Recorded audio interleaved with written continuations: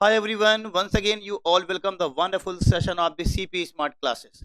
CP Smart Class के इस बेहतरीन प्लेटफॉर्म के ऊपर मैं अजहर सर आप सभी लोगों का बहुत स्वागत करता हूं और उम्मीद करता हूं कि आप अच्छे होंगे, हेल्दी होंगे और बहुत बेहतरीन डायरेक्शन में अपनी एजुकेशन को आगे बढ़ा रहे होंगे। जैसा कि आप सभी को मालूम है कि सीपी स्मार्ट क्लास के इस प्लेटफॉर्म के ऊपर अब बायोलॉजी की भी क्लासेस निरंतर रूप से चल रही हैं, जहां पर मैं अजहर सर आप सभी लोगों को कंप्लीट प्रिपरेशन कराऊंगा टीजीटी और पीजीटी एग्जामिनेशन के लिए। उसी दिशा में जो हमारा प्रीवियस लेक्चर था आप सभी के लिए वो था वायरसेस। मैं टीजीटी का एक एक चैप्टर उठाऊंगा। जैसे मैंने आपको प्रीवियस लेक्चर में पहला चैप्टर जो मैंने सेलेक्ट किया उसका नाम था वायरसेस, जिसे हम विषाणु कहते हैं। तो वायरसेस से जितने भी संभावित क्वेश्चन है जो कि कॉम्पिटिटिव एग्जाम में पूछे जा सकते हैं, उस क्वेश्चन के मैं आपको प्रैक्टिस कराऊंगा सिलेबस के अकॉर्डिंग। एक भी चैप्टर मिस नहीं होगा आपका, ठीक है। तो प्रीवियस लेक्चर में जो मैंने आपको चैप्टर पढ़ाया उसका नाम था वायरसेस। लेकिन बेटा उस वायरस चैप्टर के अंदर कुछ इंपॉर्टेंट टर्म्स हैं, कुछ इंपॉर्टेंट टर्मिनोलॉजी हैं, उनको समझना बड़ा जरूरी है, ठीक है। तो आज इस छोटे से लेक्चर में इंपॉर्टेंट के कुछ जो है वायरसेस के कुछ इंपॉर्टेंट टर्मिनोलॉजीज को हम लोग समझेंगे कि वायरसेस में क्या क्या जो है चीजें आती हैं, वायरसेस कितने टाइप्स के होते हैं, ठीक है। तो आइए देखते हैं some important terminology related to the viruses. ठीक, चलिए मूव करते हैं स्टूडेंट और देखते हैं कि सबसे पहले तो हम कहानी आपकी शुरू करते हैं प्यारे बच्चों। कहानी हम शुरू करते हैं वायरस से। कहां से शुरू करते हैं भाई? वायरसेस। भाई वायरसेस क्या होते हैं, ठीक है। कहानी यहीं से शुरू कर देते हैं प्यारे बच्चों और एक एक चीज आपको समझा दूंगा, बस क्लास में आप बने रहें। आप जानते हो कि वायरसेस क्या होते हैं? आप कहते हो सर जो वायरसेस होते हैं वो सजीव और निर्जीव के बीच की कड़ी होते हैं, है ना। ना वायरस को हम सजीव कहते हैं ना निर्जीव कहते हैं, दोनों का बीच क्या है भैया, वो ना सजीव ना निर्जीव। तो इसकी डेफिनेशन बनती है कि viruses is interlinked between the living and non living things. क्या लिख सकते हैं कि viruses viruses viruses interlinked interlinked viruses is interlinked between living between living and non-living non-living things, ठीक है। वायरसेस जो है, वायरसेस की डेफिनेशन क्या बनी कि viruses viruses interlinked between living and non living things. ठीक, पॉइंट नंबर सेकंड यहां पर नोट करेंगे। Point number second student, virus the genetic material of a virus, the genetic material the genetic material of virus the genetic material of virus either यहां पर ध्यान देंगे आप, ये इंपॉर्टेंट पॉइंट यहां पर होने जा रहा है स्टूडेंट। आइदर डीएनए और आरएनए। अब बताओ भाई कि वायरस का जो जेनेटिक मटेरियल होता है वो क्या होता है? वायरस का जेनेटिक मटेरियल या तो डीएनए हो सकता है या तो आरएनए। मतलब किसी भी वायरस के अंदर उसका जेनेटिक मटेरियल दोनों कभी नहीं होगा। ऐसा नहीं है कि एक सिंगल वायरस है और उस वायरस के अंदर डीएनए भी पाया जा रहा है और आरएनए भी पाया जा रहा है, ऐसा पॉसिबल नहीं है। किसी भी वायरस के अंदर जो उसका जेनेटिक मटेरियल है या तो केवल डीएनए होगा या तो केवल आरएनए होगा। ये बात समझ में आ रही है? ठीक है, नोट करिए इसको, जल्दी से नोट करिए इसको जो है, ठीक। चलिए पॉइंट नंबर नेक्स्ट पे हम आते हैं स्टूडेंट और यहां पर देखते हैं अगला पॉइंट क्या होगा वायरस में, ठीक है। तो लिख सकते हैं कि viruses have the nucleo protein, ठीक है। वायरसेस हैव, वायरसेस के पास होता है, viruses have nucleo protein. Virus के पास क्या होते हैं? न्यूक्लियो प्रोटीन्स होते हैं। अब आप कहोगे सर ये कौन सी टर्म आप नहीं ला दिए कि न्यूक्लियो प्रोटीन क्या होता है?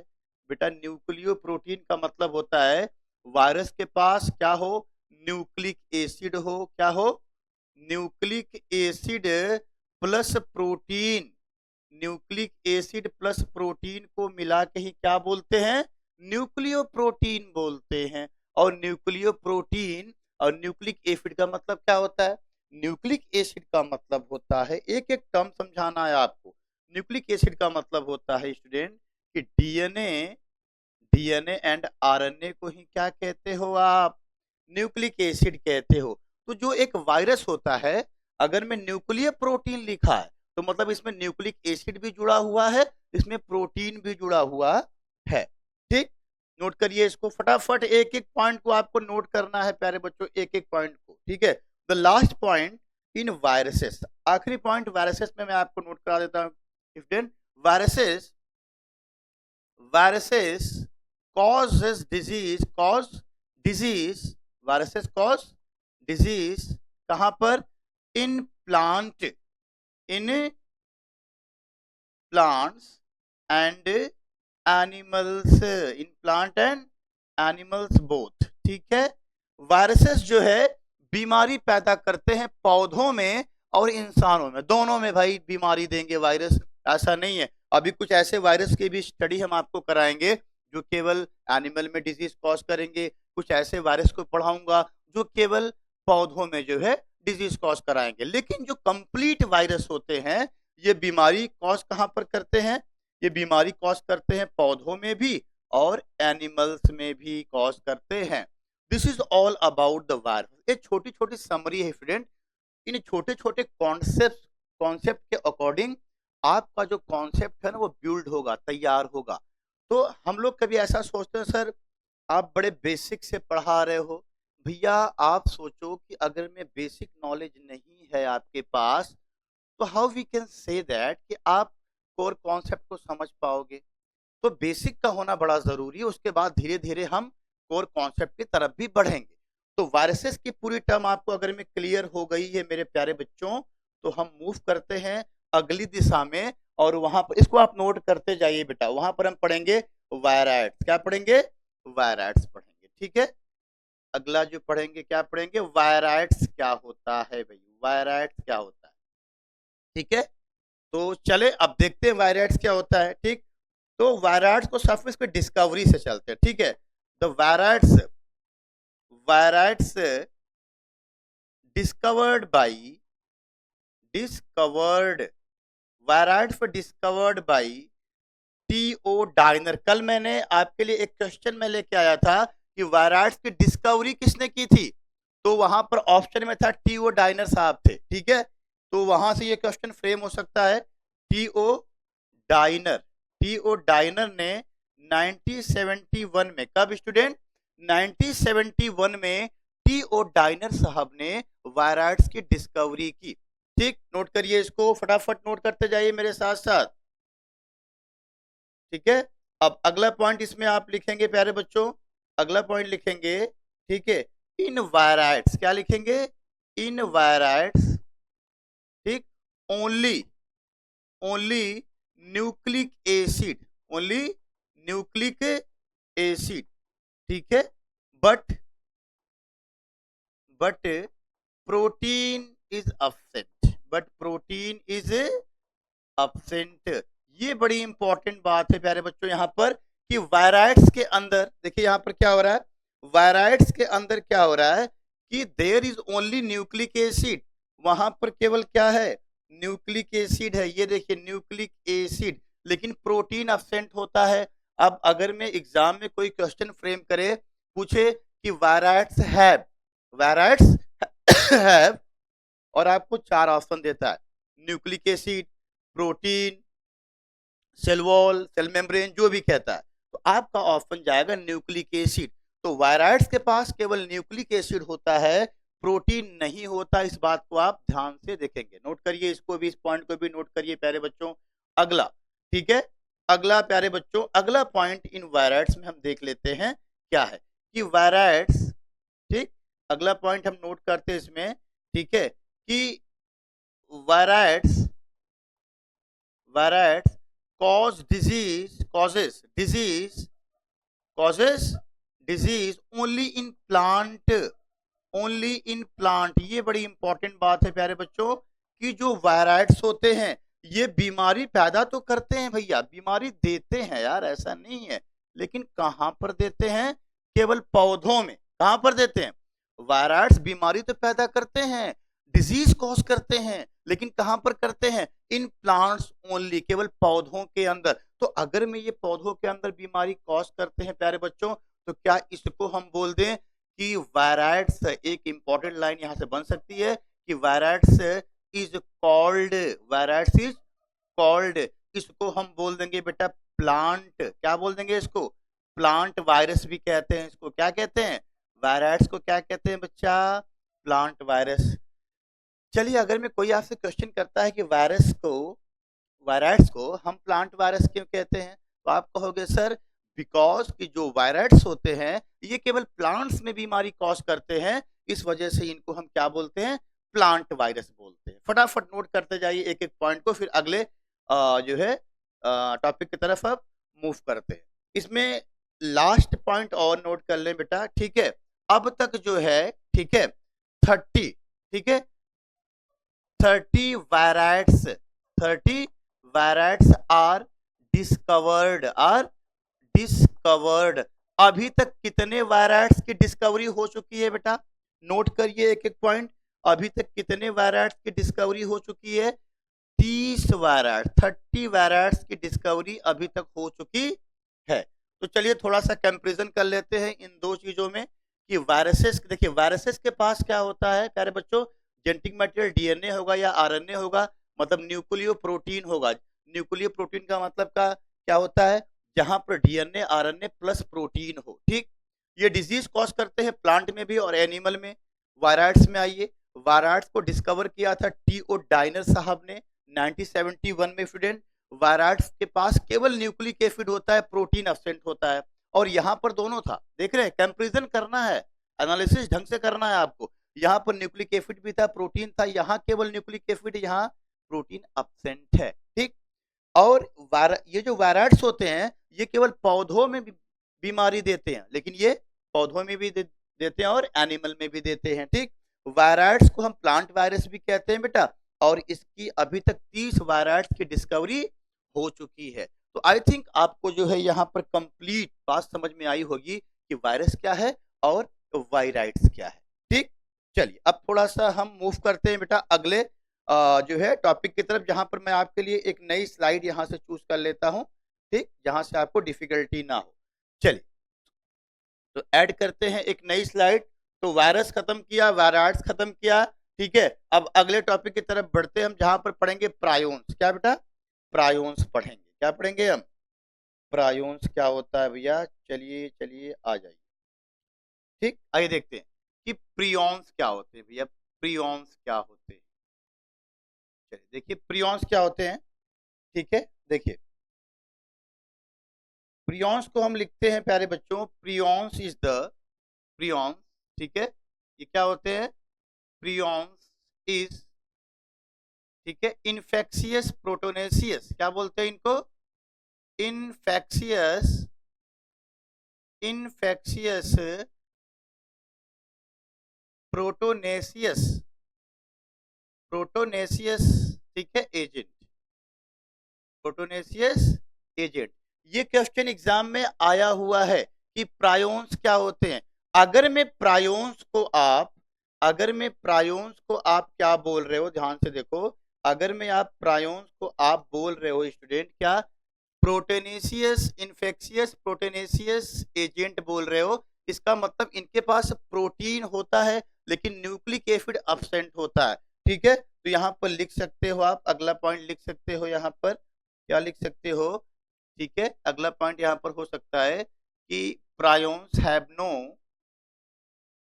Prions have no nucleic acid, prions के पास कोई न्यूक्लिक एसिड नहीं होता है। तो न्यूक्लिक एसिड का मतलब समझ गए होंगे, DNA and RNA is called nucleic acid. Note कर लीजिए इस बात को, फिर अगले बात की तरफ हम मूव करते हैं प्यारे बच्चों, ठीक है। इनके पास जो प्रोटीन्स होती है प्यारे बच्चों, द प्रोटीन्स ऑफ प्रायोन्स, एक एक बात नोट करते जाइए। The proteins, the proteins, the proteins of prions, the proteins of prions, ठीक है, इज एबनॉर्मली, क्या बोलते हैं? एबनॉर्मली एबनॉर्मली इनफोल्डेड, इनकी प्रोटीन कैसी होती है? एबनॉर्मल होती है, मेच्योर नहीं होती है। प्रोटीन इनकी एबनॉर्मल होती है और कुछ इस तरीके से इनकी प्रोटीन क्या होती है? एबनॉर्मली इनफोल्डेड होती है। क्या होती है? एबनॉर्मली इनफोल्डेड प्रोटीन इनके पास होती है। ठीक है, तो अगली बात पे हम मूव करते हैं प्यारे बच्चों, जहां पर देखते हैं कि प्रायोन्स और क्या भाई काम करता है यहाँ पर। ठीक है, ये डिजीज करता है प्यारे बच्चों, prions cause disease, prions causes disease only in animals। ये बीमारी कहां पर देते हैं? केवल जानवरों में बीमारी पैदा करते हैं। प्रायोन्स बीमारी कहां पैदा करते हैं? केवल जानवरों में। ठीक है स्टूडेंट, प्रायोन्स बीमारी कहां पैदा करते हैं? केवल एनिमल्स के अंदर, प्लांट्स के अंदर नहीं, केवल एनिमल्स के अंदर। ठीक, अच्छा, दिस इज, ये बहुत स्लो वायरस होता है बेटा, this is very slow virus. इसको क्या बोलते हैं? ये स्लो वायरस भी कहते हैं। अब ये क्वेश्चन एग्जाम में आया हुआ है, आपने जो लिखा है स्लो वायरस, ये क्वेश्चन एग्जाम में आया हुआ है कि स्लो वायरस का नाम बताओ। तो 4 ऑप्शन दे दे, उसमें एक ऑप्शन प्रियॉन्स भी रहे, तो हमारा राइट ऑप्शन क्या सेलेक्ट होगा? प्रियॉन्स सेलेक्ट होगा। ठीक है, प्रियॉन्स को हम स्लो वायरस कहते हैं। And the last point in prions प्यारे बच्चों कि the incubation period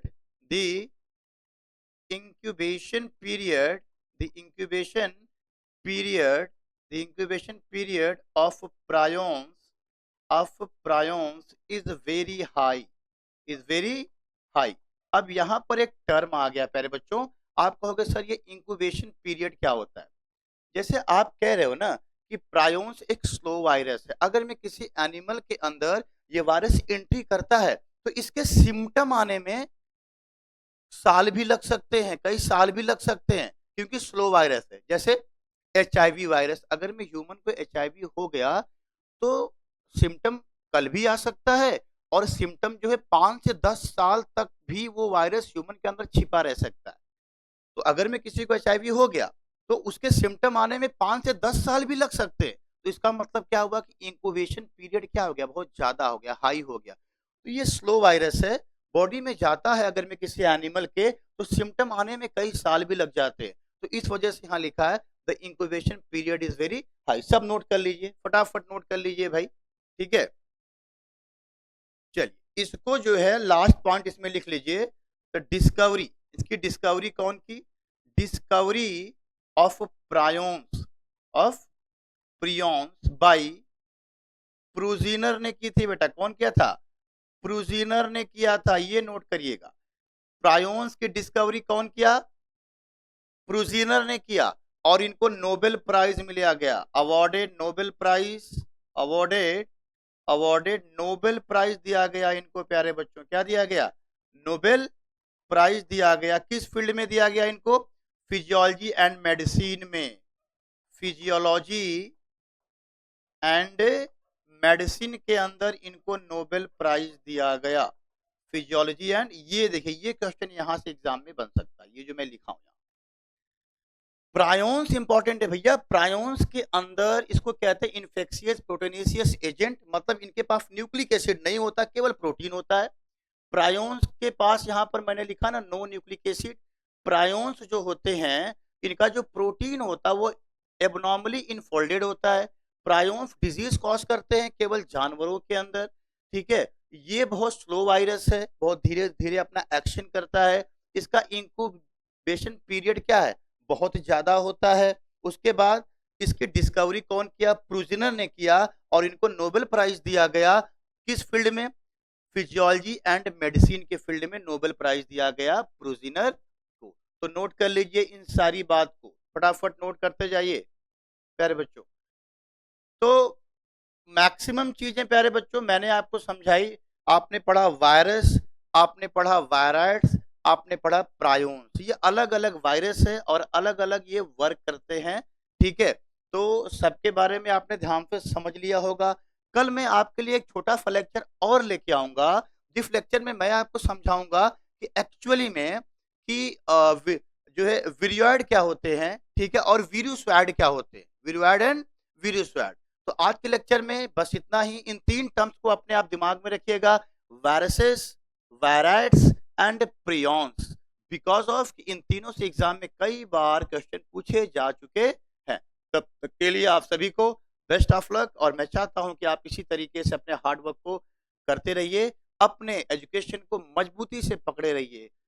B positive. मैं अक्सर एक बात दोहराता हूं कि हमेशा आपको रहना है पॉजिटिव, कभी भी नेगेटिव थिंकिंग को अपने माइंड में नहीं लाना। एक बार नेगेटिव थिंकिंग अगर मैं माइंड में घूम गई तो भैया वो जो कहते हैं ना क्लॉक और एंटी क्लॉक, तो वो उसी दिशा में दिमाग काम करने लगता है। तो दिमाग को हमेशा पॉजिटिव डायरेक्शन की तरफ लेके चले। कल मिलते हैं एक नए लेक्चर के साथ, तब तक के लिए सभी को best of luck, hard work करते रहे।